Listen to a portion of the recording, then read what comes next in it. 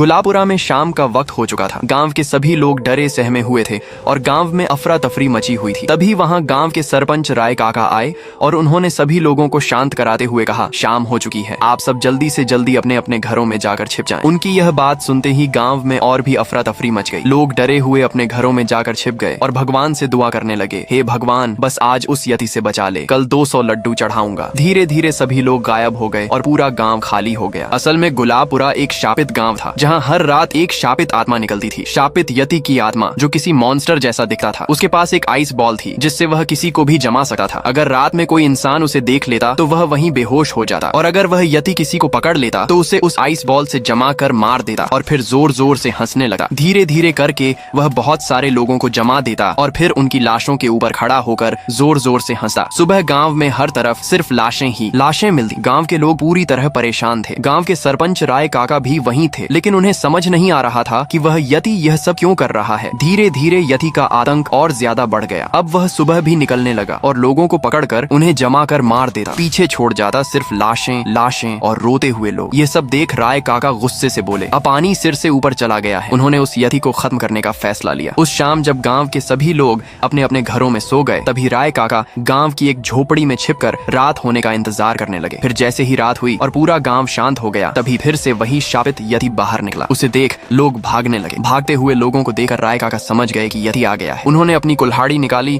और सीधा उस यति के सामने जाकर खड़े हो गए। उन्हें देख वो यति घबरा गया। राय काका ने चिल्लाकर कहा, साले मोटे भालू, क्यों मार रहा है मेरे गांव के लोगों को। यति ने यह सुनते ही कहा, इन्होंने मेरे बच्चे को मारा है, मैं उसका बदला ले रहा हूँ। ये सुनते ही राय काका चौंक गए। फिर यति ने उसे अपनी कहानी सुनाई। बहुत सालों पहले की बात है, जब गांव और भी सुंदर हुआ करता था। यहाँ के लोग गरीब थे लेकिन ईमानदार भी थे। इस गांव से कुछ ही दूर था एक बर्फीला पहाड़, जहाँ मैं अपने छोटे बेटे चीकू के साथ रहता था। मैं अपने बेटे से बहुत प्यार करता था। हम दोनों हर रोज गांव के पास वाली नदी गंगा नदी में नहाने जाते थे। दोनों वहाँ बहुत मजे करते। अपने बेटे को खुश देख मुझे भी खुशी मिलती थी, लेकिन हमारी खुशी में किसी की नजर लग चुकी थी। गांव का सबसे बड़ा गुंडा भगीरा सेठ, जो जानवरों को पकड़कर उन्हें ब्लैक मार्केट में बेचा करता था, और अब उसकी नजर थी मेरे बेटे पर। लेकिन उसे पता था कि मैं जब तक जिंदा हूँ वह मेरे बेटे को कुछ नहीं कर सकता, इसलिए उसने एक भयानक प्लान बनाया। एक शाम जब मैं और मेरा बेटा चीकू नदी में नहा रहे थे, तभी भगीरा सेठ पीछे से आया और उसने मुझे मारकर बेहोश कर दिया। मेरे बच्चे को पकड़कर ले गया और अब मेरा बेटा उसके कब्जे में है। उसकी पूरी बात सुनते ही राय काका ने कहा, मैं तुम्हारे बेटे को आजाद करूंगा। वहीं दूसरी तरफ भगीरा सेठ मस्त अपनी 2 बीवियों के साथ पार्टी कर रहा था और चीकू जेल में बंद था। तभी अचानक पूरे कमरे में धुआं फैल गया और जैसे ही धुआं हटा तो राय काका और चीकू सामने खड़े थे। भगीरा सेठ नीचे जमीन पर। उन्हें देख वो घबरा के बोला, मुझे जाने दो, मुझे माफ कर दो। लेकिन उन दोनों ने उसे मार डाला।